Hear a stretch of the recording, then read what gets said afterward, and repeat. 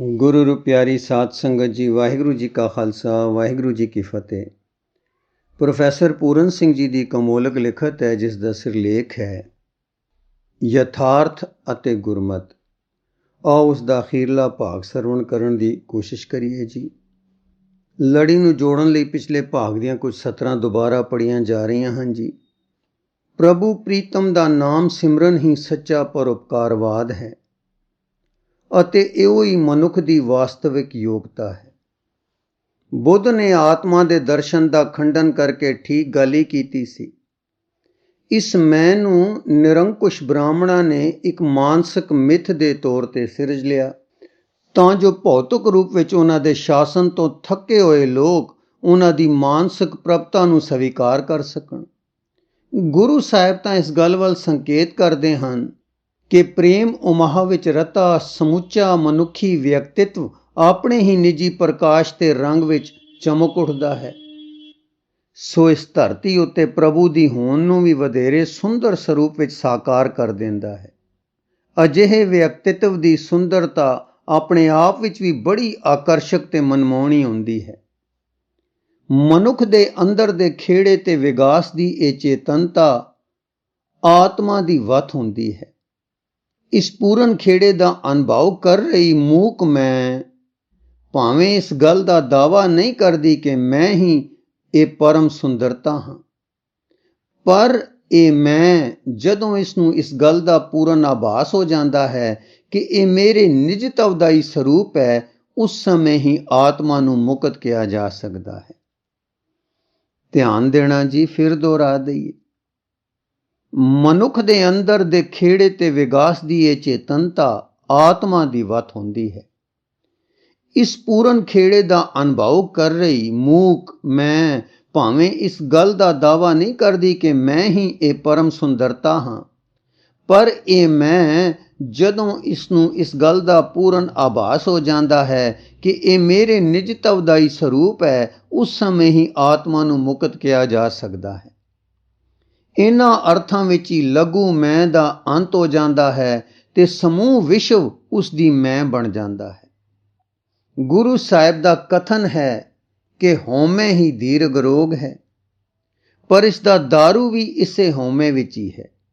ਇਹਨਾਂ ਵਿੱਚੋਂ ਪਹਿਲੀ ਲਘੂ ਮੈਂ ਤਾਂ ਇੰਦਰੀਗਤ ਬਣਤਰ ਜਾਂ ਵਿਕਾਸ ਦਾ ਹੀ ਇੱਕ ਅਸਥਿਰ ਪੜਾਅ ਹੁੰਦਾ ਹੈ ਅਤੇ ਦੂਜੀ ਗੁਰੂ ਮੈਂ ਆਤਮਕ ਵੱਤ ਹੁੰਦੀ ਹੈ।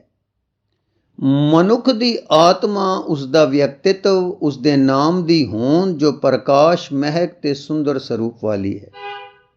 ਮਨੁੱਖ ਦੇ ਇੱਕ ਵਿਅਕਤਿਤਵ ਨੂੰ, ਜਿਸ ਦੀ ਕਿ ਇੱਕ ਨਾਮ ਰੂਪੀ ਹੋਂਦ ਹੈ, ਵਿਕਾਸ ਕਰਨ ਲਈ ਕਈ ਯੁੱਗ ਲੱਗੇ ਹਨ।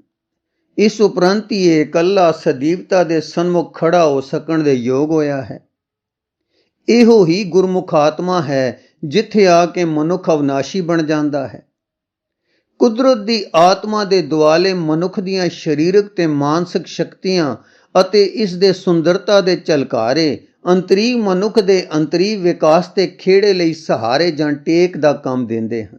ਹਾਂਜੀ, ਫਿਰ ਦੁਹਰਾ ਦਈਏ।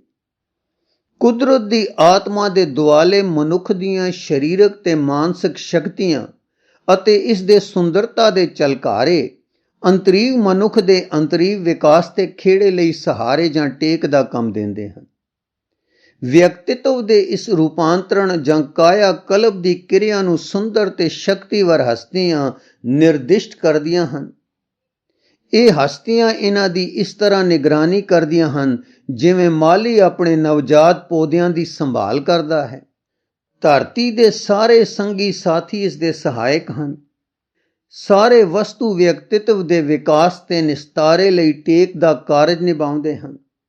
ਇਸ ਜਨ ਸਮੂਹ ਤੇ ਸਮਾਜ ਨਾਲ ਓਤ-ਪ੍ਰੋਤ ਜੀਵਨ, ਜਿਸ ਦੇ ਰਿਸ਼ਤੇ ਨਾਤੇ ਤੇ ਸੰਬੰਧ ਬੜੇ ਜਟਲ ਤੇ ਗੁੰਝਲਦਾਰ ਹਨ, ਹੀ ਵਿਅਕਤਿਤਵ ਦੀ ਉੱਨਤੀ ਲਈ ਕੇਵਲ ਇੱਕੋ ਇੱਕ ਮਾਰਗ ਹੈ।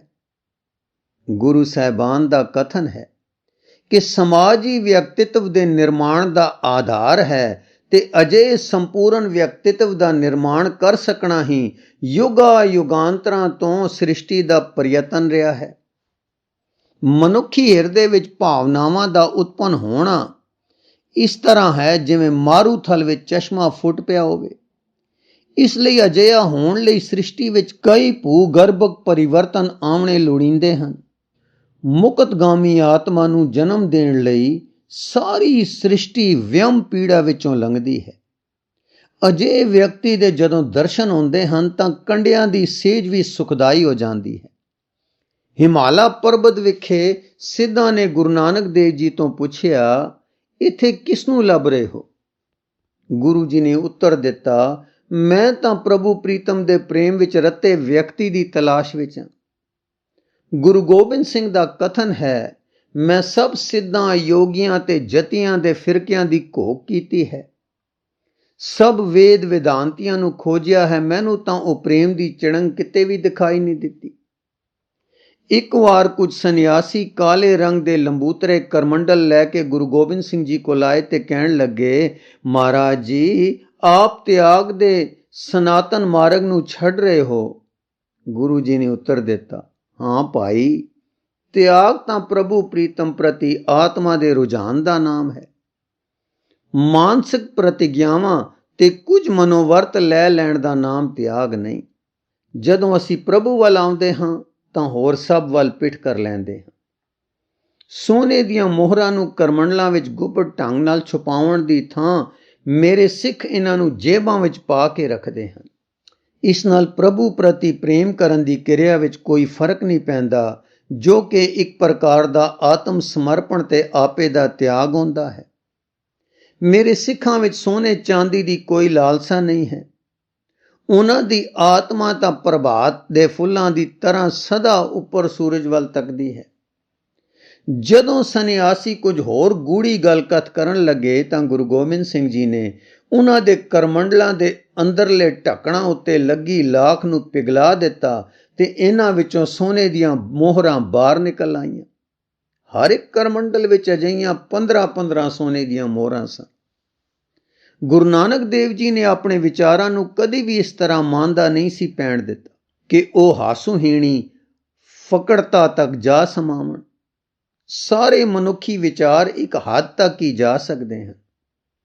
ਅਹਿੰਸਾ ਜਾਂ ਕਿਸੇ ਵੀ ਜੀਵ ਨੂੰ ਦੁੱਖ ਨਾ ਦੇਣ ਦੇ ਸਿਧਾਂਤ ਨੂੰ ਜੀਵਨ ਦਾ ਰੋਗਗ੍ਰਸਤ ਵਹਿਮ ਭਰਮ ਬਣਾ ਦਿੱਤਾ ਗਿਆ ਹੈ। ਇਸੇ ਕਾਰਨ ਗੁਰੂ ਨਾਨਕ ਦੇਵ ਜੀ ਨੇ ਕੁਰੂਕਸ਼ੇਤਰ ਦੇ ਪੁਰਬ ਉੱਤੇ ਮਾਸ ਦੀ ਹਾਂਡੀ ਚਾੜੀ। ਗੁਰੂ ਅੰਗਦ ਦੇ ਲੰਗਰ ਵਿੱਚ ਕਦੀ-ਕਦੀ ਬੱਕਰੇ ਦਾ ਮਾਸ ਰਿੰਨਿਆ ਜਾਂਦਾ ਸੀ। ਗੁਰੂ ਅੰਗਦ ਦੇ ਦਰਸ਼ਨ ਕਰਨ ਤੋਂ ਪਹਿਲਾਂ ਇਸ ਲੰਗਰ ਵਿੱਚ ਬੈਠ ਕੇ ਪ੍ਰਸ਼ਾਦ ਛਕਣਾ ਪੈਂਦਾ ਸੀ। ਬ੍ਰਾਹਮਣਾਂ ਨੇ ਖਾਣ ਪੀਣ ਦੇ ਸੰਬੰਧ ਵਿੱਚ ਮਨੁੱਖੀ ਵਿਤਕਰਿਆਂ ਅਰਥਾਤ ਮਨੁੱਖ ਦੀ ਜਾਤ ਦੇ ਉੱਚੇ ਤੇ ਨੀਵੇਂ ਹੋਣ ਨੂੰ ਸਾਹਮਣੇ ਰੱਖਿਆ। ਪਰ ਗੁਰੂ ਸਾਹਿਬ ਨੇ ਲੰਗਰ ਦੀ ਅਜਿਹੀ ਪ੍ਰਥਾ ਚਲਾਈ ਜਿੱਥੇ ਸਭ ਖੁਦਿਆਰਥੀਆਂ ਯਾਨੀ ਭੁੱਖਿਆਂ ਨੂੰ ਪਹਿਲਾਂ ਪ੍ਰਸ਼ਾਦ ਛਕਾਇਆ ਜਾਂਦਾ ਸੀ, ਫਿਰ ਹੀ ਉਹਨਾਂ ਨੂੰ ਗੁਰੂ ਦੇ ਸ਼ਬਦ ਦੇ ਸੰਗੀਤ ਨੂੰ ਸਰਵਣ ਕਰ ਸਕਣ ਦੀ ਆਗਿਆ ਹੁੰਦੀ ਸੀ। ਜਦੋਂ ਇਹ ਸਾਰੇ ਮਿਲ ਬੈਠ ਕੇ ਗੁਰੂ ਦੀ ਹਜ਼ੂਰੀ ਵਿੱਚ ਪ੍ਰਸ਼ਾਦ ਛਕਦੇ ਸਨ ਤਾਂ ਰਸੋਈ ਜਾਂ ਖਾਣ ਪੀਣ ਸੰਬੰਧੀ ਸਭ ਭਰਮ ਭੁਲੇਖੇ ਨਿਵਰਤ ਹੋ ਜਾਂਦੇ ਸਨ। ਸੱਚਮੁੱਚ ਸਭ ਲਈ ਸਦਾ ਵਰਤ ਲੰਗਰ ਹੀ ਲੋਕ ਸੇਵਾ ਦਾ ਸਭ ਤੋਂ ਵੱਡਾ ਮਤ ਜਾਂ ਸਿਧਾਂਤ ਹੈ। ਅਮਰੀਕਾ, ਫਰਾਂਸ ਤੇ ਸੋਵੀਅਤ ਰਸ਼ੀਆ ਵਿੱਚ ਹਾਲੀ ਗੁਰੂ ਸਾਹਿਬਾਨ ਦੇ ਆਦਰਸ਼ਾਂ ਦਾ ਲੋਕਤੰਤਰ ਸੱਚਾ ਆਦਰਸ਼ ਦੂਰ ਦੀ ਗੱਲ ਹੈ। ਜਿੱਥੇ ਸਮਾਜ ਵੱਲੋਂ ਸਮਾਜ ਨੂੰ ਮੁਫਤ ਪ੍ਰਸ਼ਾਦੇ ਤੇ ਲੀੜੇ ਬਸਤਰ ਵੰਡੇ ਜਾਂਦੇ ਹਨ, ਇਹੋ ਹੀ ਸੱਚੇ ਲੋਕਤੰਤਰ ਦੀ ਸੱਚੀ ਭਾਵਨਾ ਹੋ ਸਕਦੀ ਹੈ। ਜਿੱਥੇ ਵੀ ਇਹ ਭਾਵਨਾ ਉਤਪੰਨ ਹੋ ਜਾਂਦੀ ਹੈ, ਉੱਥੇ ਪ੍ਰੇਮ ਤੇ ਸ਼ਾਂਤੀ ਦਾ ਪਹਿਰਾ ਸਥਾਪਿਤ ਹੋ ਜਾਂਦਾ ਹੈ। ਗੁਰੂ ਸਾਹਿਬ ਦਾ ਕਥਨ ਹੈ, ਜਿੱਥੇ ਸਭ ਕੁਝ ਆ ਜਾਂਦਾ ਹੈ, ਉੱਥੇ ਮੈਂ ਆਪ ਹਾਜ਼ਰ ਨਾਜ਼ਰ ਹੁੰਦਾ ਹਾਂ। ਸਰੀਰਕ ਅਰੋਗਤਾ, ਪ੍ਰਸ਼ਾਦ ਪਾਣੀ, ਜੀਵਨ ਦੇ ਹੋਰ ਨਿੱਕੇ ਨਿੱਕੇ ਸੁੱਖ ਆਰਾਮ ਦਾ ਸਭ ਵਿੱਚ ਇੱਕ ਸਮਾਨ ਵੰਡਿਆ ਜਾਣਾ ਅਤੇ ਇਸ ਤਰ੍ਹਾਂ ਇਹ ਸਭ ਕੁਝ ਪ੍ਰਾਪਤ ਕਰਕੇ ਸਾਧ ਮੁਰਾਦੇ ਜੀਵਨ ਦਾ ਸਕਰਮਕ ਨਿਰਵਾਹ ਤੇ ਸਾਰੇ ਮਨੁੱਖੀ ਹਿਰਦਿਆਂ ਵਿੱਚ ਇੱਕ ਸਮਾਨ ਪ੍ਰੇਮ ਤੇ ਸਹਾਨੁਭੂਤੀ ਦੇ ਭਾਵਾਂ ਦੀ ਧੜਕਣ, ਇਹੋ ਹੀ ਜੀਵਨ ਦਾ ਪਰਮ ਆਦਰਸ਼ ਹੈ। ਇਸ ਉਪਰੰਤ ਗੁਰੂ ਜੀ ਸੈਨਿਕਾਂ ਵਾਂਗ ਸਭ ਨੂੰ ਹੁਕਮ ਦਿੰਦੇ ਹਨ, ਅੱਗੇ ਵਧੋ, ਉੱਪਰ ਨੂੰ ਜਾਓ, ਉੱਪਰਲੀਆਂ ਚੋਟੀਆਂ ਨੂੰ ਸਰ ਕਰੋ। ਇਸ ਸੰਸਾਰ ਵਿੱਚ ਅਸੀਂ ਕਿਸੇ ਉਦੇਸ਼ ਦੀ ਪੂਰਤੀ ਲਈ ਭੇਜੇ ਗਏ ਹਾਂ। ਗੁਰੂ ਜੀ ਦਾ ਫਰਮਾਨ ਹੈ ਕਿ ਸਭ ਕੁਝ ਕੁਦਰਤ ਦੇ ਪ੍ਰਸੂਤ ਪੀੜਾਂ ਨੂੰ ਗ੍ਰਹਿਣ ਕਰਨ ਸਮਾਨ ਸਾਡੇ ਅੰਦਰ ਸਨੇਹ ਭਾਵ ਦੇ ਸੱਚ ਮਨੋਭਾਵਾਂ ਨੂੰ ਉਤਪੰਨ ਕਰਨ ਲਈ ਹੈ। ਜੀਵਨ ਦੀਆਂ ਸਾਰੀਆਂ ਘਟਨਾਵਾਂ ਇਸ ਅਮੋਲਕ ਜਨਮ ਦੀ ਪ੍ਰਾਪਤੀ ਵੱਲ ਨਿਰਦਿਸ਼ਟ ਕੀਤੀਆਂ ਗਈਆਂ ਹਨ। ਗੁਲਾਮਾਂ ਨੂੰ ਆਜ਼ਾਦ ਕਰਨ ਦਾ ਤਦੋਂ ਤੱਕ ਕੋਈ ਲਾਭ ਨਹੀਂ ਹੈ ਜਦੋਂ ਤੱਕ ਕਿ ਉਹ ਅੰਤਰੀਵ ਸੁਤੰਤਰਤਾ ਦੇ ਆਨੰਦ ਨੂੰ ਨਹੀਂ ਜਾਣ ਲੈਂਦੇ। ਉਹ ਅਕਾਦਮਿਕ ਤੇ ਵੋਟਾਂ ਦਾ ਰਾਜਨੀਤਿਕ ਲੋਕਤੰਤਰ ਕੀ ਹੋ ਸਕਦਾ ਹੈ ਜਿਸ ਵਿੱਚ ਕਿ ਮਨੁੱਖ ਦਾ ਕੋਈ ਆਪਣਾ ਵਿਅਕਤਿਤਵ ਨਹੀਂ ਹੈ। ਵਿਅਕਤਿਤਵ ਦੀ ਭਾਵਨਾ ਤੋਂ ਰਹਿਤ ਸਭ ਸੰਸਥਾਵਾਂ ਤੇ ਸੰਗਠਨ ਨਿਰਜਿੰਦ ਮਸ਼ੀਨਾਂ ਹਨ। ਇਹਨਾਂ ਵਿੱਚ ਮਨੁੱਖ ਦੇ ਮਨੁੱਖ ਪਰਸਪਰ ਮਿੱਠੜੇ ਸਨੇਹ ਦਾ ਅਭਾਵ ਹੈ। ਪਰ ਗੁਰੂ ਜੀ ਦਾ ਇਹ ਵਿਅਕਤੀਗਤ ਰੂਪ ਦਾ ਲੋਕਤੰਤਰ ਕਿਸ ਤਰ੍ਹਾਂ ਸਥਾਪਿਤ ਹੋ ਸਕਦਾ ਹੈ? ਇਹ ਤਾਂ ਤਦੋਂ ਹੀ ਸੰਭਵ ਹੋਵੇਗਾ ਜਦੋਂ ਕਿਸੇ ਵਿਅਕਤੀ ਦੇ ਅੰਦਰੋਂ ਆਤਮਿਕ ਚੇਤਨਤਾ ਦਾ ਆਪ ਮੁਹਾਰਾ ਪ੍ਰਵਾਹ ਵਹਿ ਤੁਰੇਗਾ ਅਤੇ ਇਸ ਤਰ੍ਹਾਂ ਗੁਰੂ ਜੀ ਦਾ ਵਰਸਾਇਆ ਹੋਇਆ ਆਦਰਸ਼ ਵਿਅਕਤੀ ਜਨ ਸਮੂਹ ਦਾ ਰੂਪ ਧਾਰਨ ਕਰ ਲਵੇਗਾ। ਕਿਸੇ ਮਨੁੱਖ ਨੂੰ ਸੁੰਦਰਤਾ ਦੇ ਮੰਡਲ ਵਿੱਚ ਪ੍ਰਵੇਸ਼ ਕਰਾਉਣ ਦਾ ਉਨਾ ਚਿਰ ਤੱਕ ਕੀ ਲਾਭ ਹੋ ਸਕਦਾ ਹੈ ਜਿੰਨਾ ਚਿਰ ਤੱਕ ਕਿ ਉਸ ਦੇ ਅੰਦਰ ਸੁੰਦਰਤਾ ਨੂੰ ਮਾਣਨ ਦੀ ਭਾਵਨਾ ਜਾਗਰੂਕ ਨਹੀਂ ਹੁੰਦੀ। ਗਣਤੰਤਰਾਂ ਤੇ ਸੋਵੀਅਤਾਂ ਦੀ ਹੋਣੀ ਵੀ ਪੁਰਾਣੀਆਂ ਸਰਕਾਰਾਂ ਵਰਗੀ ਹੀ ਭ੍ਰਿਸ਼ਟਾਚਾਰੀ ਤੇ ਦੂਸ਼ਿਤ ਹੈ। ਕਾਨੂੰਨਾਂ ਜਾਂ ਸੰਵਿਧਾਨ ਦੇ ਬਦਲਣ ਨਾਲ ਲੋਕਾਂ ਦੀ ਪ੍ਰਕਿਰਤੀ ਵਿੱਚ ਤਾਂ ਕੋਈ ਪਰਿਵਰਤਨ ਨਹੀਂ ਹੋ ਸਕਿਆ। ਜਿਨ੍ਹਾਂ ਨੂੰ ਆਤਮ ਗਿਆਨ ਨਹੀਂ ਹੈ ਉਹਨਾਂ ਦੀ ਉਸਤਤ ਤੇ ਨਿੰਦਾ ਸਭ ਸਾੜਨ ਯੋਗ ਹੈ। ਇੰਜ ਹੀ ਗੁਰੂ ਨਾਨਕ ਦੇਵ ਜੀ ਦਾ ਫਰਮਾਨ ਹੈ, ਖਾਲੀ ਬੌਧਿਕਤਾ ਪ੍ਰਦਾਨ ਕਰਨ ਦਾ ਕਾਰਜ ਯਾਨੀ ਬੋਧੀਕਰਨ ਚੀਜ਼ਾਂ ਨੂੰ ਮੁਰਦਾ ਕਰਨ ਸਮਾਨ ਹੈ ਤੇ ਇਹ ਇਸ ਤਰ੍ਹਾਂ ਦੀ ਗੱਲ ਹੋ ਨਿਬੜਦੀ ਹੈ ਜਿਵੇਂ ਜੀਵਨ ਵਿੱਚੋਂ ਫੰਡਰ ਜਾਨਵਰਾਂ ਦੀ ਤਰ੍ਹਾਂ ਅਮੂਰਤ ਸਿਧਾਂਤਾਂ ਨੂੰ ਛਾਂਟ ਕੇ ਬਾਹਰ ਕੱਢ ਦਿੱਤਾ ਜਾਵੇ। ਅਜਿਹੀ ਧਾਰਨਾ ਸਦਾ ਗੁੰਝਲਦਾਰ ਹੋ ਨਿਬੜਦੀ ਹੈ। ਫਿਰ ਦੁਹਰਾ ਦਈਏ, ਜਿਨ੍ਹਾਂ ਨੂੰ ਆਤਮ ਗਿਆਨ ਨਹੀਂ ਹੈ ਉਹਨਾਂ ਦੀ ਉਸਤਤ ਤੇ ਨਿੰਦਾ ਸਭ ਸਾੜਨ ਯੋਗ ਹੈ। ਇੰਜ ਹੀ ਗੁਰੂ ਨਾਨਕ ਦੇਵ ਜੀ ਦਾ ਫਰਮਾਨ ਹੈ, ਖਾਲੀ ਬੌਧਿਕਤਾ ਪ੍ਰਦਾਨ ਕਰਨ ਦਾ ਕਾਰਜ ਯਾਨੀ ਬੋਧੀਕਰਨ ਚੀਜ਼ਾਂ ਨੂੰ ਮੁਰਦਾ ਕਰਨ ਸਮਾਨ ਹੈ ਤੇ ਇਹ ਇਸ ਤਰ੍ਹਾਂ ਦੀ ਗੱਲ ਹੋ ਨਿਬੜਦੀ ਹੈ ਜਿਵੇਂ ਜੀਵਨ ਵਿੱਚੋਂ ਫੰਡਰ ਜਾਨਵਰਾਂ ਦੀ ਤਰ੍ਹਾਂ ਅਮੂਰਤ ਸਿਧਾਂਤਾਂ ਨੂੰ ਛਾਂਟ ਕੇ ਬਾਹਰ ਕੱਢ ਦਿੱਤਾ ਜਾਵੇ। ਅਜਿਹੀ ਧਾਰਨਾ ਸਦਾ ਗੁੰਝਲਦਾਰ ਹੋ ਨਿਬੜਦੀ ਹੈ। ਉਪਨਿਸ਼ਦਾਂ ਦੀ ਸਿਆਣਪ ਵੀ ਪਥਰਾ ਚੁੱਕੀ ਅਵਸਥਾ ਨੂੰ ਧਾਰਨ ਕਰ ਚੁੱਕੀ ਹੈ। ਭਾਵੇਂ ਇਹ ਬੜੀ ਰੋਚਕ ਪ੍ਰਤੀਤ ਹੁੰਦੀ ਹੈ ਅਤੇ ਕਿਤੇ ਕਿਤੇ ਤਾਂ ਅਤ ਦੀ ਸੁੰਦਰ ਵੀ ਹੈ, ਪਰ ਹੁਣ ਇਹ ਸਭ ਨਿਰਜਿੰਦ ਹੋ ਚੁੱਕੀ ਹੈ। ਇਸ ਲਈ ਗੁਰੂ ਜੀ ਨੇ ਇਸ ਨੂੰ ਸਮੁੱਚੇ ਰੂਪ ਵਿੱਚ ਹੀ ਰੱਦ ਕਰ ਦਿੱਤਾ ਹੈ। ਵਾਸਤਵ ਵਿੱਚ ਤਾਂ ਉਹ ਇਸ ਗੱਲ ਵੱਲ ਕੋਈ ਧਿਆਨ ਹੀ ਨਹੀਂ ਦਿੰਦੇ।